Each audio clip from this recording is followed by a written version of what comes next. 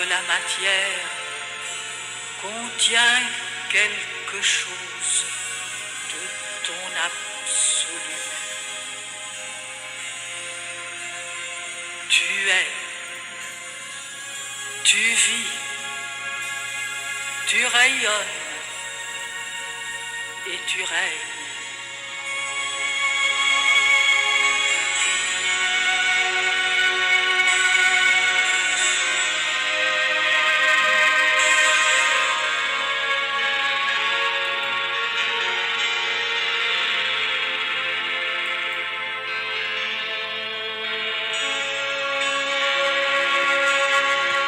Each atom of matter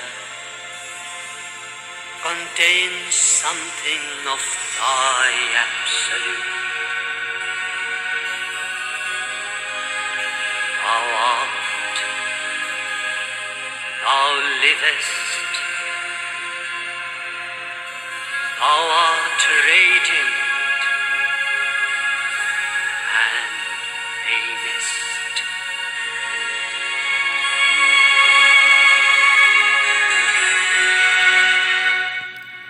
Mantras of our Divine Mother.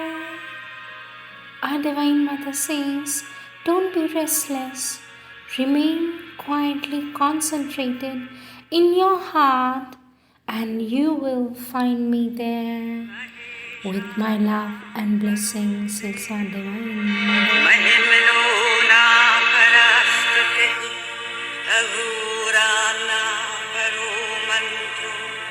नास्ति तत्त्वं गुरोः परं न गुरोरधिकं तत्त्वं न गुरोरधिकं तपः तत्त्वज्ञानं परं नास्ति तस्मै श्रीगुरवे नमः तामुपैः शरणं तामुपैः शरणं तामुपैः शरणं श्री अरविन्दो शरणम्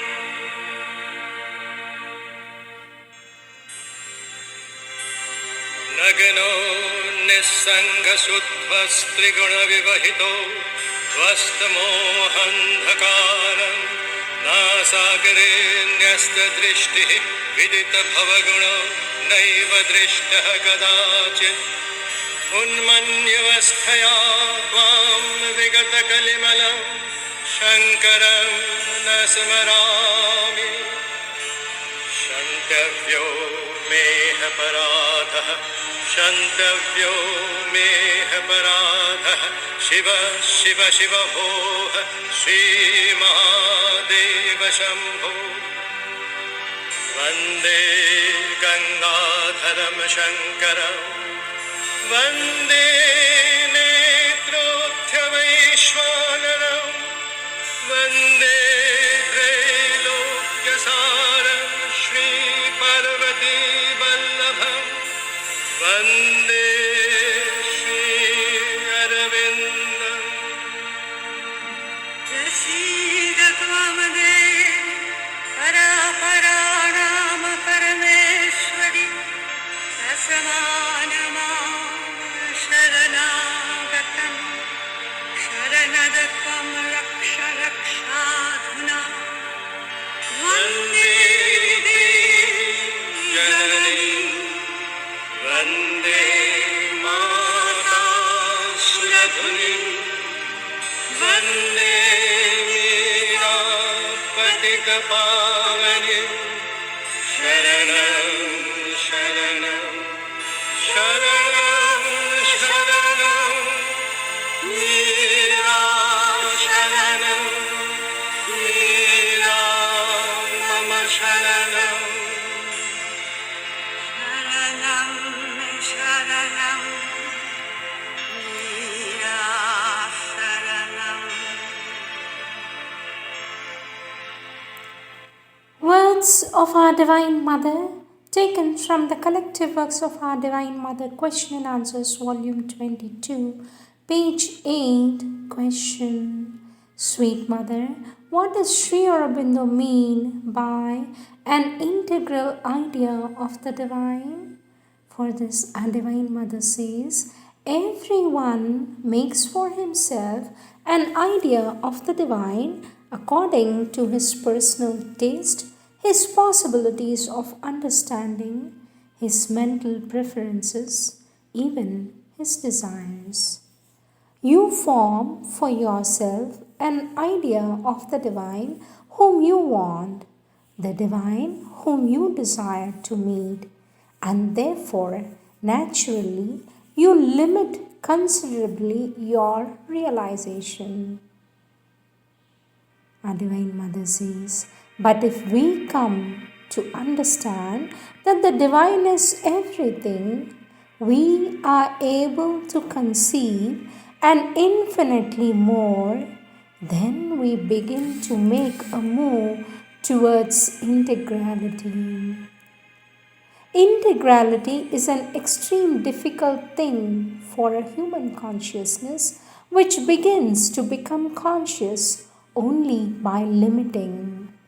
However, with a little effort, and for those who know how to play with mental activities, it is possible to widen oneself sufficiently so as to approach something integral.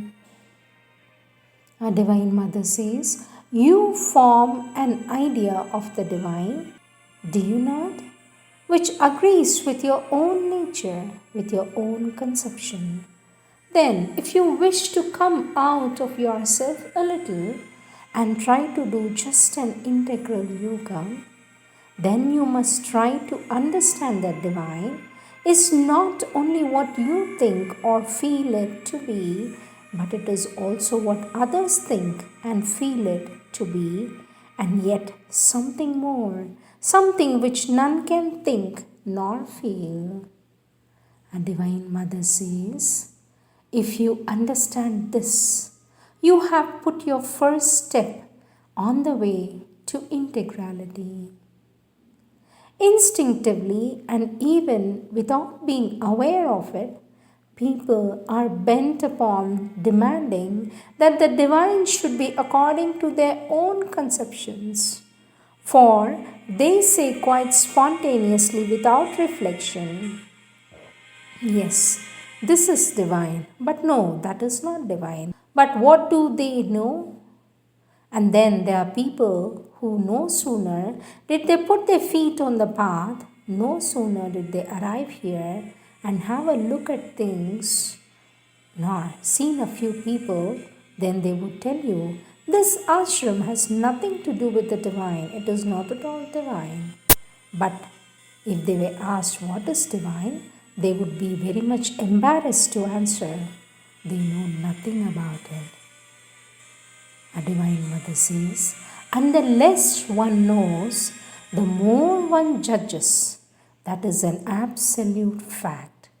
The more one knows, the less one pronounces judgments on things. And there comes a moment when all that one can do is to make a statement simply, but to make a judgment is impossible. You can see them as they are in their relations and at the place they occupy, fully being aware of the differences between the place they occupy and what they should occupy, for this is the great disorder in the world. But you do not judge, you simply observe. And Divine Mother says, and also there comes a moment when you would be incapable of saying this is divine, that is not divine, because there is a moment when one perceives the world in such a total and comprehensive way that, to tell the truth, it is impossible to take away something out of it without disturbing the whole. And you take one or two steps farther, you come to know for certain that what is shocking to you as a contradiction of the divine is simply because things are not at their place. Each thing should be at its place and moreover should be supple and plastic enough to include in a progressively harmonious organization all the new elements that are constantly added to the manifested universe. The universe is in a perpetual moment of inner reorganization, and at the same time, it enlarges itself, so to say, or becomes more and more complex. It becomes more and more complete, more and more integral, and so on indefinitely. And as new elements are manifested, the whole organization should be done over again on a new basis. What happens is that there is thus not a second when the whole is not a perpetual moment, but if the moment is according to the divine order, it is harmonious, so perfectly harmonious that it is almost not perceptible, difficult to perceive it.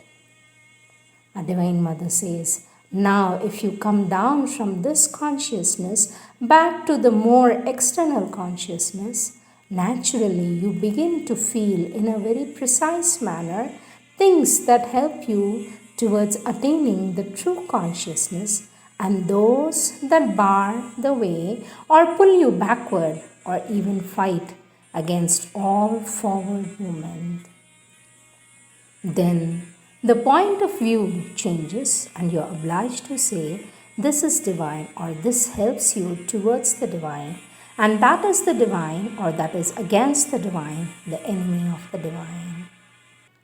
A Divine Mother says, but it is a point of view that is pragmatic for action for a moment in material life because one has not yet attained that consciousness which rises beyond all that because one has not reached that inner perfection which would enable him to have no more to struggle because he has gone beyond the zone of struggle, the period of struggle, or the necessity of struggle.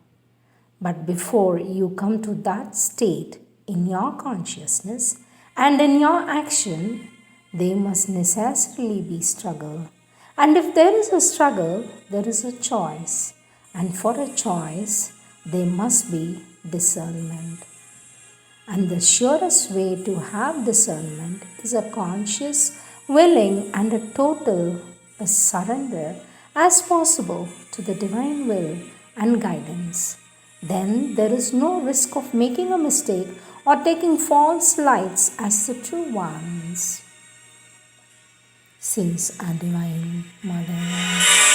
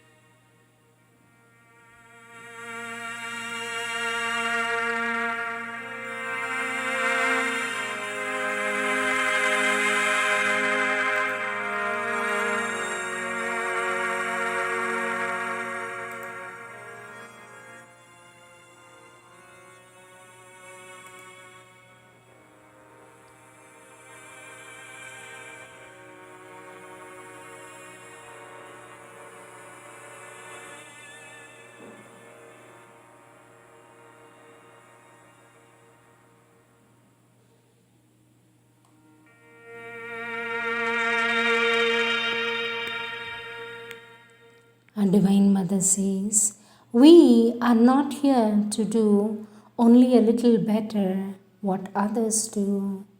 We are here to do what the others cannot do because they do not even have the idea that it can be done. We are here to open the way of the future to children who belong to the future. Anything else is not worth the trouble, not worthy of Sri Aurobindo's help. Truth is supreme harmony and supreme delight. All disorder, all suffering is falsehood. Thus, it can be said that illnesses are falsehoods of the body, and consequently, doctors are soldiers of the great and noble army fighting in the world for the conquest of the truth. The best remedy is to stop thinking of yourself, your defects, and your difficulties.